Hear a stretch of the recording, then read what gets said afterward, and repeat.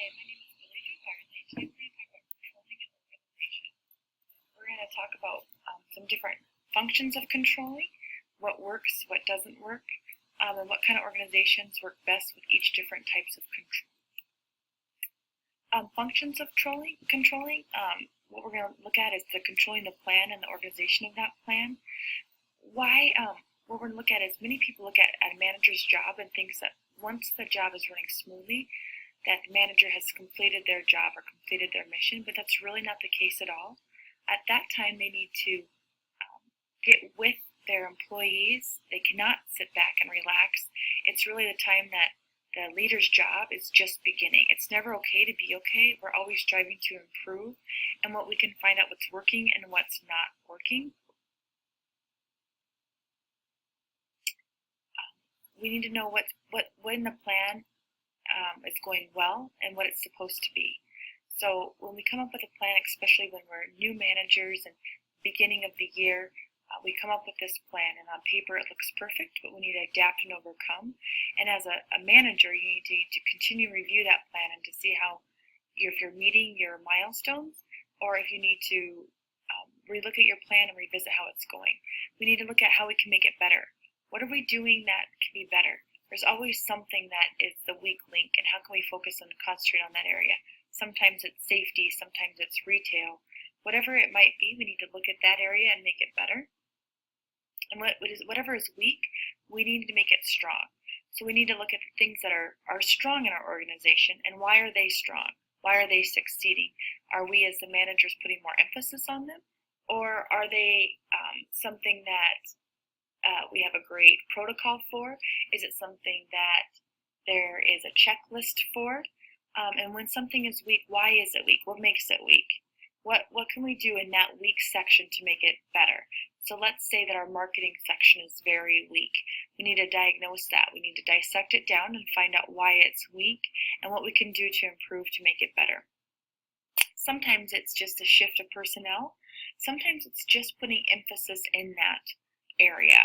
A lot of times we get so focused in on the bottom line or how much money we're making instead of really making sure that our foundation is strong. So we need to analyze those things, if not monthly, for sure quarterly, and absolutely annually as managers. We need to see what we're doing and to make things better. And if something is going really well, we don't necessarily, I've heard people say that the saying that if something's great, break it and make it better. I don't necessarily agree with that, but you do need to dissect when something's going really well and it's strong to ensure that it's not a false strength, that it has a good foundation. And then what is it making that it's strong? Is it because as managers, like I said, we put emphasis on it, or great employees are there, good managers are in that section? What makes it stand out? What we're going to look at next, the first one that we're going to look at is the balanced scorecard. We're going to look at who uses it, why they use it, what is it, why is it important, and how can we implement it in our own businesses. So the balanced scorecard is basically a strategic plan, and it's a management system that is used for nonprofits, government agencies use it, active vision strategies of organizations, internal and external communications. How the balanced scorecard really evolved was early use as a simple performance measurement framework for strategic planning. The new balanced scorecard since then has transformed an organization's strategic planning from an attractive but passive document.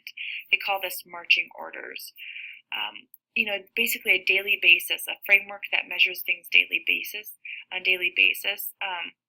A lot of people, a lot of businesses are using it. Some of the weaknesses, though, can be kind of vagueness from the previous management approach, and it can provide like a clear perception on what companies should measure in order to balance their financial perspectives, but it can be somewhat not always translate into action. It just really tells you where you're at, but it doesn't necessarily give you continuous improvements on the way to your performance and results. So when you fully develop the balanced scorecard, it can be used in, like I said, strategic planning, but can be hard to use, and it can be a little bit cumbersome. The next one we're going to talk about is TQM, which is your Total Quality Management System. So what the Total Quality Management System uses is basically four complex tools: the Quality Circle, benchmarking, quality partnering, and continuous improvements. TQM can be great. It's a great way to train employees, problem solving and techniques. It has tools to evaluate process and identify weaknesses, such as HRO or process control. It has brainstorming techniques. During the initial period, when you're using the TQM, because it's so cumbersome that your productivity can reduce at first, but while improvements, can be looked at time wasters at the beginning, at the end results usually are very good. It's a low production cost as teams identify and learn each other's weaknesses, so that's a great thing. The quality improvement teams can eliminate defects. It can be really well. Some of the drawbacks of it, there can be some employee resistance. You really have to, requires a mindset and an attitude change to performing their jobs, and that can be very hard. When workers resist the program, though, it can really lower productivity and morale. So that can be an issue, absolutely. So that's something to consider. But when total quality management is successful, morale and productivity are very high, and workers become empowered through participation. Morale is high, productivity is high, production processes are reduced and eliminates wasted time. It really not only helps just the business, but it helps employees' morale and how they feel about themselves. And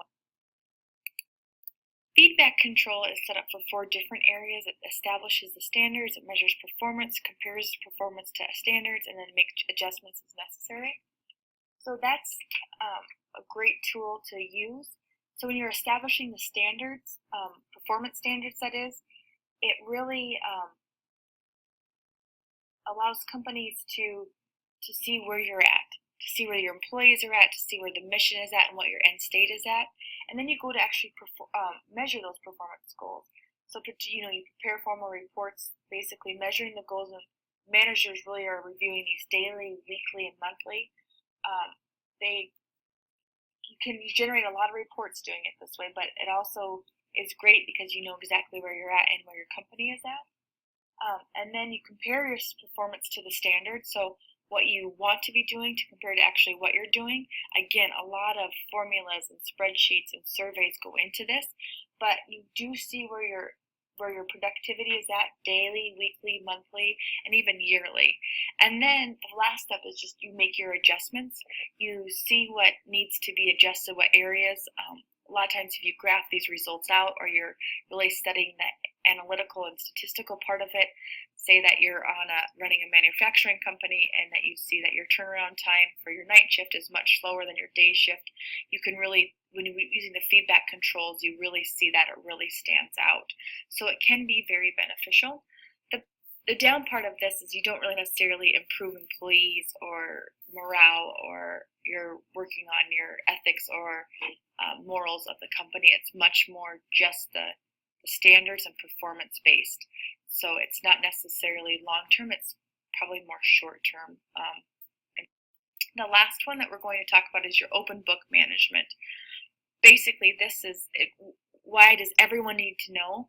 This is open book management. Is everybody knows everything that's going on. So every dollar that is spent, what areas are doing well, what areas are having trouble. It doesn't matter if you're the custodian or the CEO, it's very open book. Why do they use this technique? It can create more work. When everyone is on the same team, each department knows what the other one is doing, spending and earning, there is a type of teamwork that empowers within the employees. So if you know that you're the weakest link, if you know that, say that you're in the HRO department and you're not holding up your standard, or say we're looking at an engineer firm and you're in the metallurgical engineer part of it, and petroleum engineers are just doing all this wonderful work and really you haven't produced anything and you're using a lot of resources, it makes you be more cognizant of what you're using and why you're using them and how you're making the company better. And then there's lines. A lot of CEOs have their lines to who needs to know and who wants to know. if you are transparent and you let everyone know what is going on, as long as it's not HIPAA related or violates someone's personal things, but you look at it by compartments and departments, excuse me, not compartments, it can really create morale, and the companies invest, or the employees will invest themselves into it. When they feel like they're part of the team, that nothing gets hidden from them, they feel wanted and needed, and that they can make a difference. And so it can work really well.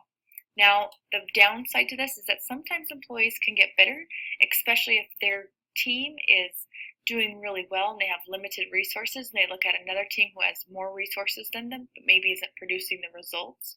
So that's why it's important to be very positive about it, explain the situations, and aim towards your goals and standards also. I think that overall, I think that open book management does work the best. It gets the right kinds of employees that you want.